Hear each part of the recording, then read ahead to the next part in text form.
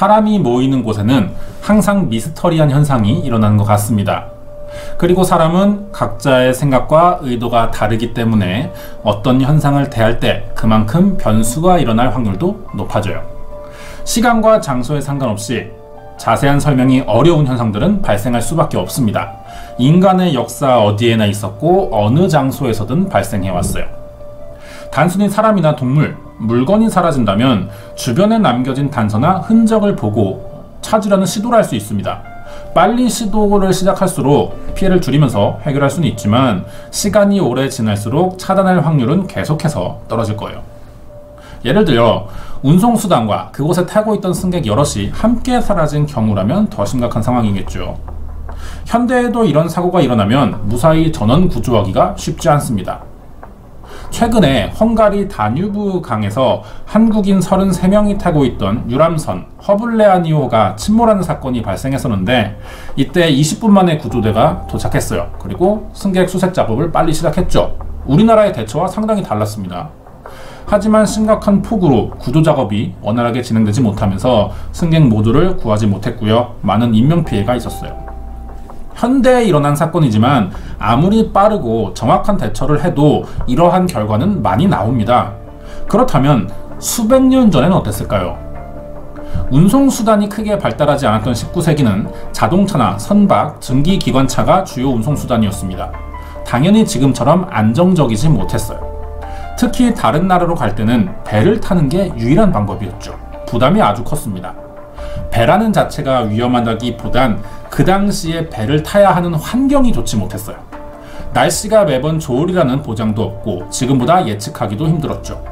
해적의 공격을 받는 경우가 많았고 지금처럼 항해 시스템이 부족할 때라 운행 미숙으로 변수가 아주 크다고 볼 수 있었습니다. 하지만 배는 고대부터 나라 간의 무역을 하거나 어업을 위해 반드시 필요한 전통적인 이동수단이었습니다. 분명 위험 부담이 많이 따랐지만 많은 연구 보완을 통해 시대가 지날수록 이런 위험한 요소들이 상당 부분 해결되면서 19세기와 현대에 와서도 주요 운송수단으로 많이 사용되고 있죠. 이번에 알아볼 이야기는요, 19세기에 일어난 가장 미스터리한 사건 중 하나로 140년이 지난 현재까지 사건의 원인을 제대로 밝혀내지 못하고 있는 실종 사건입니다. 워낙에 미스터리하다 보니 베니싱 현상으로도 알려져 있는데요. 어떤 사건인지 자세한 내용 궁금하시면 구독과 좋아요 부탁드립니다. 1861년 캐나다 노바스코샤주에 위치한 스펜서 섬에서 조슈아 듀이스라는 사람이 배 한 척을 만듭니다. 이 배는 무역에 쓰일 목적으로 이름을 아마존이라 지었어요. 아마존호는 영국으로 갈 예정이었습니다. 그런데 첫 출항부터 아주 이상한 일들이 벌어졌죠. 아마존호는 공동 소유였습니다. 그중 한 명의 아들인 로버트 맥렌넌이라는 사람이 첫 선장으로 임명됐고요. 그런데 9개월 만에 폐렴에 걸립니다. 첫 항해를 시작하고 이틀째가 되는 날 폐렴과 전혀 상관없는 심장마비로 사망했죠. 그 당시 선장이 사망하면 바다의 시신을 떠내려 보내는 문화가 있었습니다. 사망한 선장에 대한 예의이기도 했죠. 그래서 선원들이 맥렌런 선장을 관에 넣어 바다로 내려 보내려고 하는데 이때도 사고가 발생했어요. 항해사 한 명이 발에 밧줄이 감기면서 물에 빠져서 익사했죠. 항해 중 2명이 연달아 사망합니다. 배는 서둘러 귀향을 시도했어요. 그리고 항구로 돌아오는 길에 배는 계속해서 암초에 부딪히고 일부가 파손되기도 합니다. 아마존호는 돌아와서 바로 수리를 했고요. 다음 선장이 임명됐어요. 두 번째 선장의 이름은 존 너팅 파커였습니다. 배 수리가 끝나자 다시 출항을 했는데 계속해서 이상한 현상이 발생합니다. 그 당시는 전구가 없었어요. 그래서 기름 램프를 대신 사용했는데 어느 날 바다에서 어선을 들이받는 사고가 발생합니다. 이때 램프가 쓰러지면서 기름이 흘러나왔고 화재가 발생했죠. 새로 교체된 선장이 배를 제대로 관리하지 못하자 다시 새로운 사람으로 교체됩니다. 그런데 이 선장도 운항 도중 다른 배와 충돌 사고를 냈어요. 이 당시 사람들은 배와 바다에 관한 미신을 특히 많이 믿어오고 있었습니다. 선장을 바꿔도 불길한 일이 계속 벌어지자 사람들은 아마존호가 저주받은 배라고 부르기 시작합니다. 이렇게 많은 사건 사고가 있었지만 캐나다 노바스코샤주는 6년간 계속 아마존호를 운행하면서 많은 경제적 이윤을 만들어냈어요. 주로 서인도 제도와 중앙아메리카, 남아메리카를 다니며 화물 운송에 사용했죠. 하지만 결국 배는 팔립니다. 1867년에 태풍을 만나 좌초된 적이 있습니다. 이때 다행히 구조받긴 했지만 소유주들이 계속된 사고를 겪게 되면서 더 이상 운행에 사용할 수 없다는 판단을 한 거죠.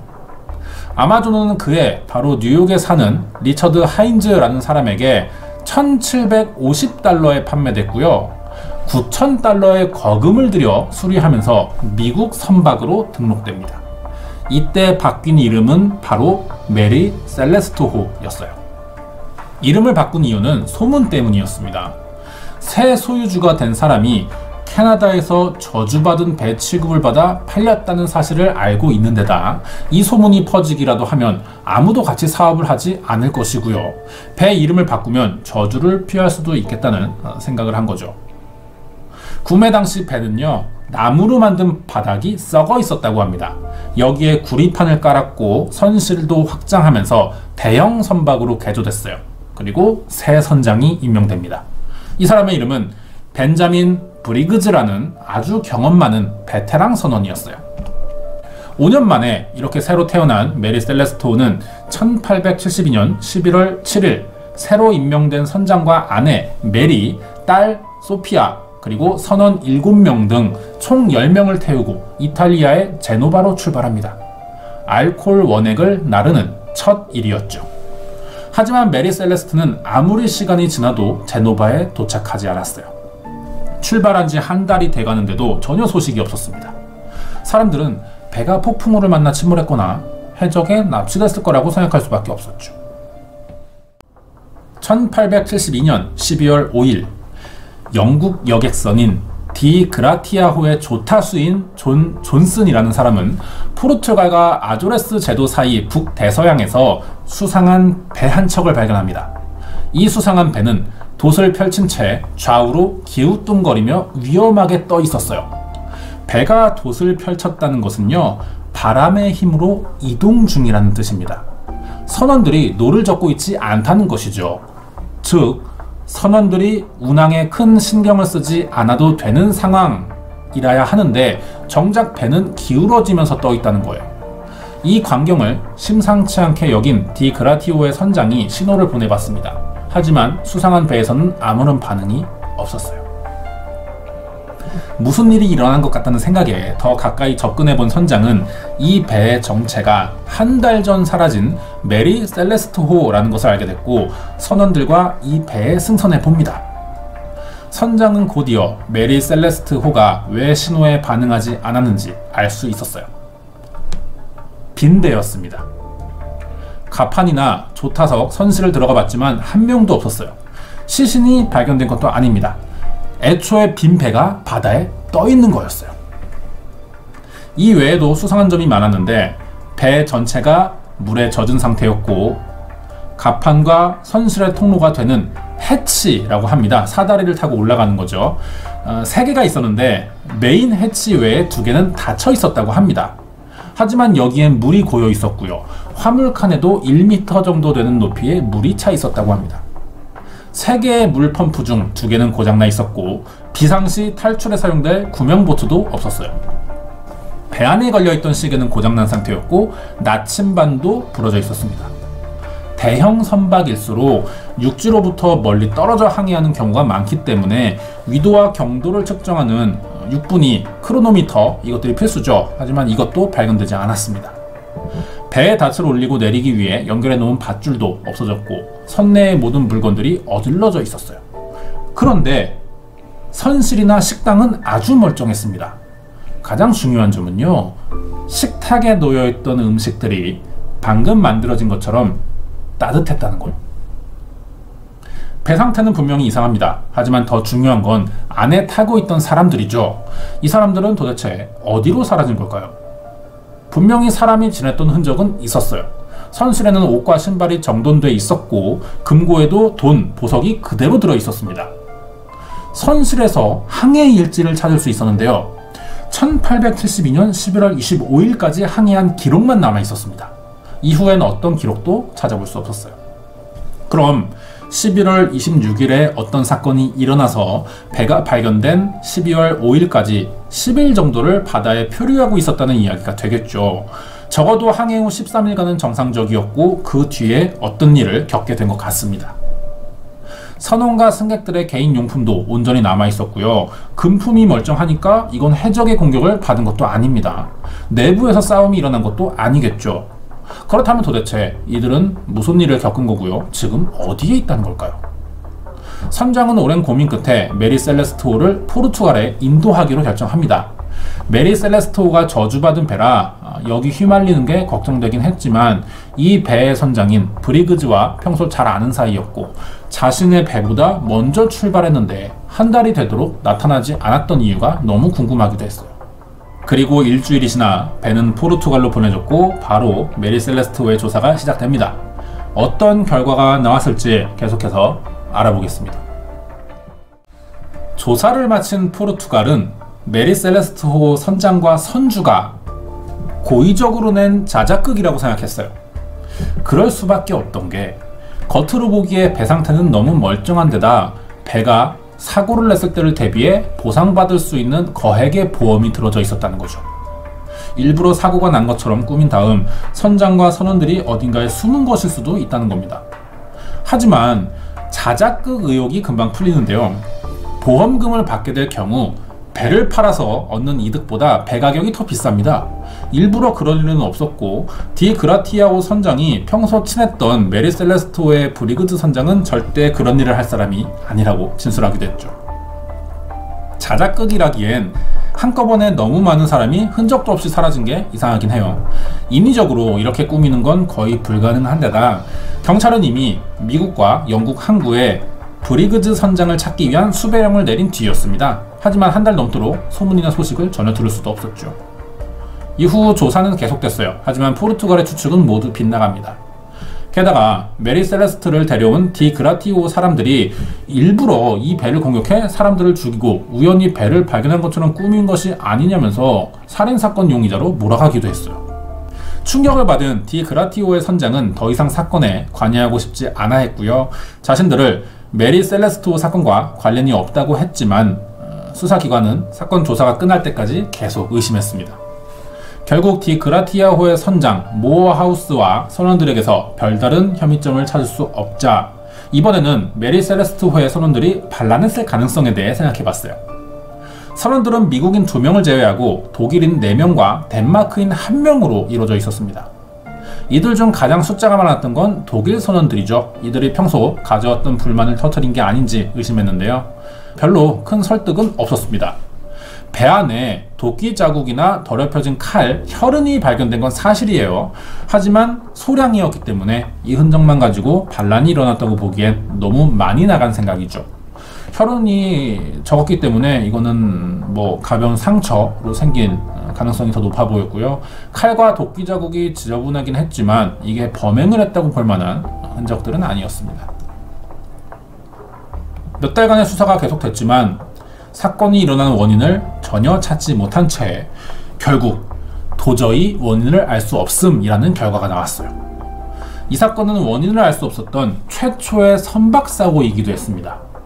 하는 수 없이 메리 셀레스토의 소유주는 보험사를 통해 배를 구조한 모어하우스 사람들에게 5,000파운드를 사례금으로 줄 수밖에 없었죠. 이렇게 내막을 밝히지 못한 채 사건 수사가 종결됐고 사건은 잊혀집니다.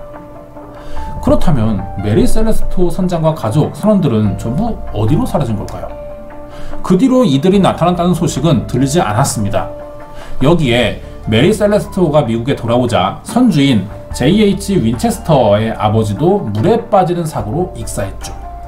어떻게든 배를 빨리 처분하고 싶었던 선주는 헐값에 배를 팔아 넘겼고요. 그 뒤로 이 배는 13년 동안 선주가 17번이나 바뀌었고 이 배를 소유했던 모든 사람들에게 여러가지 사고를 겪게 만들었습니다. 마지막 선장이었던 길먼 C. 파커는 정말 메리 셀레스토가 저주를 받았다는 생각에 배를 완전히 없애버리려고도 했어요. 하지만 투자금이 아까웠습니다. 그래서 배에 물건들을 가득 실어 고의로 침몰시킨 후 보상금을 받으려고 했죠. 바다에 끌고 나갑니다. 그리고 암초에 부딪히게 만들어서 침몰시키려고 했는데 실패했어요. 그래서 이번엔 불에 태워 가라앉히려고 합니다. 성공은 했어요. 배가 가라앉았습니다. 그런데 신기한 건 불에 타고 남은 잔해들이 물 위로 떴다는 거예요. 이 잔해들은 구리였습니다. 배 바닥을 구리로 만들었다고 설명했었죠. 배가 손상되기 전에는 부력에 의해 금속이 물에 뜰 수는 있습니다. 하지만 불에 탄 배는 가라앉을 수밖에 없죠. 그런데 이런 금속들이 떠 있었다는 겁니다. 이젠 배도 불에 다 탔어요. 더 이상 수리에 쓸 수도 없는 지경이었고 사람의 힘으로도 없애지 못하겠다는 생각에 결국 탄생한 지 42년 만인 1923년 바다에서 스스로 침몰하도록 메리 셀레스토를 떠내려 보냅니다. 이후 이 배가 어디에서 가라앉았는지 밝혀지진 않았어요. 하지만 경로상 며칠간 바다 위를 떠다니다 아이티 바다 어딘가에 가라앉았을 것으로 현재 추정만 되고 있습니다. 이 사건의 핵심은 배에 타고 있는 선장과 가족들 선원이 사라졌고 전혀 발견되지 않았다는 거예요. 여기에 여러 추측들이 있는데 유력한 두 가지만 알아보겠습니다. 미국에서 출발해 지브롤터 해협으로 향하던 메리 셀레스토호의 항해 노선은요, 해상 지진이 자주 일어나는 곳이었습니다. 그만큼 해일이나 여러 기상 변수가 있었을 거예요. 항해 당시에. 이 배가 출발한 날짜는 1872년 11월 7일입니다. 그런데 10일 뒤인 11월 17일에 이 지점에서 폭풍이 크게 일어났다는 관측이 있었습니다. 이때 근처를 지나던 수백 척의 배들이 가라앉거나 사라지는 사고도 있었죠. 하지만 발견된 일지는 11월 25일까지 적혀 있었단 말이에요. 11월 17일 폭풍에서는 살아남았다는 겁니다. 하지만 8일 뒤인 11월 25일에도 폭풍 후 관측이 있었습니다. 그러니까 12월 5일 모어하우스 선장이 메리 셀레스토를 발견했을 때는 이미 폭풍을 2번 겪으면서 어떤 피해를 입고 난 후일 가능성이 높아지게 되는 거죠. 아무리 메리 셀레스토가 튼튼하게 설계됐고 금속까지 덧대면서 개조했지만 여러 번 자연재해를 겪으면 내구도가 약해질 수밖에 없습니다. 선장과 선원들이 정확히 언제 사라졌는지 알아낼 방법은 없지만 높은 확률로 자연재해를 겪으면서 구명보트를 타고 대피했다가 다시 배로 돌아가려고 했지만 파도가 계속 심했던 거죠. 그래서 돌아갈 수 없었고 바다 위에 표류했다가 사망했을 가능성이 높다는 것이죠. 두 번째는 2006년입니다. 이탈리아의 유명 화학자인 안드레아 셀라 박사가 새로운 추측을 했어요. 메리 셀레스토는 알코올 원액들을 화물로 싣고 있었죠. 하지만 모어하우스 선장이 배를 발견했을 때는 몇 개의 통들이 열려 있었다고 합니다. 이 부분이 중요하다는 거예요. 폭풍우를 겪으면서 원액통이 열렸고 안에 들은 알코올이 흘러나왔다면 원액이니까 화재가 일어날 가능성이 충분히 있다는 겁니다. 에탄올은 낮은 온도에서도 쉽게 불이 붙습니다. 그리고 그을림이 생기지도 않아요. 발견 당시에 어떤 폭발 흔적이 없었기 때문에 자연재해가 원인이 아니라면 이 가설이 현재로서는 가장 유력해 보이는데요. 안드레아 박사가 이 가설에 대한 실험을 해봤습니다. 당시 메리 셀레스토와 유사하게 내부를 만들고 알코올을 흘려보낸 다음 불을 붙여봤더니 정말로 폭발이 일어나긴 했어요. 하지만 이 폭발로 인해 내부 온도가 높게 올라가지는 않았고 순식간에 불이 꺼진 데다 주변이 불에 타지는 않았습니다. 즉 폭발은 가능하지만 이게 화재까지 일어나지는 않는 일시적인 현상이라는 거죠. 박사의 생각은 배 안에 드럼통들을 그 당시에 금속 밴드로 고정하고 있었는데 폭풍우를 만나 배가 흔들리면서 이 금속 밴드들이 서로 부딪혔고 이때의 마찰로 스파크가 일어나면서 알코올에 점화됐고 폭발하면서 화재가 잠깐 일어났었다는 거죠. 그러자 놀란 사람들이 배 내부에서 불이 났다고 생각하고 황급히 몸만 챙겨 탈출했다는 거예요. 그리고 돌아오지 못했다는 거죠. 지금이라면 적재물에 관한 특징을 뱃사람들은 충분히 숙지하고 있었을 겁니다. 오래전이니까 이런 과학 상식이 없는 사람들이라면 충분히 보일 수 있는 반응이라고도 생각되는데요. 현재까지 이 사건은 안드레아 셀라 박사의 가설이 가장 신빙성이 높다고 알려져 있습니다. 하지만 제대로 원인을 찾지는 못하고 있는 상황이죠. 배에 타던 사람들이 구명보트를 타고 탈출하는 데까지 성공은 했지만 왜 배로 다시 돌아오지 못했는지는 여전히 설명하고 있지 못해요. 결국 이 사건을 설명할 수 있는 당사자들의 생사 여부가 불투명해지면서 배만 남은 의문의 사건으로 남았고요. 영원히 풀리지 않는 미스터리로 남게 됩니다. 준비한 내용 여기까지입니다. 지구상에서 일어난 가장 미스터리한 선박 사고라고 불리는 메리 셀레스트호에 관한 사건 파일이었습니다. 메리 셀레스트호 이야기는 정확히 밝혀진 게 없습니다. 이러한 가설만 남아있고요. 사실 입소문으로 전해지면서 몇 가지 과장된 내용들이 있거든요. 이 사건이 미스터리하게 느껴지는 가장 큰 원인 중 하나는요, 그거죠. 배 안에 있던 음식들이 따뜻한 상태로 남아있었다라는 이야기인데, 이게 사실 각색된 이야기입니다. 왜곡됐어요. 이 부분은 설명할 건데, 항해일지가 11월 25일까지 써있다는 것도 사실과 다릅니다. 실제로는 이 사건의 자료 보관이 제대로 돼 있지 않아요. 그래서 정확한 마지막 항해 날짜가 언제인지 확인되지 않고 있습니다. 그러면 왜 사실과 다른 이야기들이 전해지고 있는지 알아봤더니 이 책 때문이었어요. 메리 셀레스트호 사건 16년 뒤인 1884년에 제이 하바쿡 제퍼슨의 증언이라는 단편 소설이 나왔는데요. 메리 셀레스트호 사건을 각색하면서 쓴 책이고, 이 내용이 사람들에게 알려진 거죠. 책 내용은 유색인종이 백인들에게 학대를 받자 이들을 공격해 죽이고 빈 배를 바다에 띄워 보냈다거나, 배 안에 있던 사람들만 사라지고 발견 당시 다른 물건이나 음식, 난로불이 그대로 타고 있었다는 내용인데요. 다 소설에서 나오는 지어낸 이야기입니다. 마치 유령선 같은 이야기가 실제로 있었던 것처럼 묘사되어 있다는 것이죠. 재미있게 써졌다 보니까 이 책이 인기를 끌었어요. 그래서 많은 사람들이 이 책의 내용을 신뢰하게 됐고, 실제 사건 내용들과 소설 내용이 섞이면서 만들어진 거죠.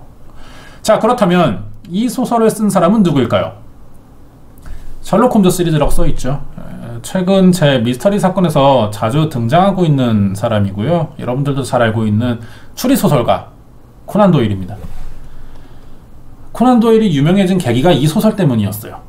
원래는 병원을 운영하던 의사입니다. 이 사람은 안과 의사였는데, 책을 써서 취미로 써서 출판했는데 이 책이 병원 수입보다 많아진 거예요. 그래서 소설 작가로 정식 등단하게 됐거든요.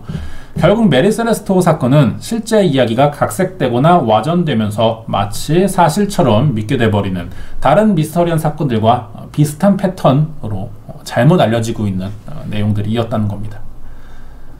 실제 사건을 각색해서 소설로 판매했다는 점에서 사회적인 무리라고 보는 시선도 있었어요, 그 당시에.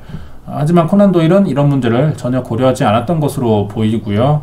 평소 심령술이나 강령술에 굉장히 빠져있던 사람이랑 이러한 미스터리한 사건들은 모두 영혼이 일으킨 장난이나 저주라고 진지하게 믿었습니다. 이 소설도 설득력 있는 가설이 될 수 있다고 생각했던 것 같아요, 이 사람은.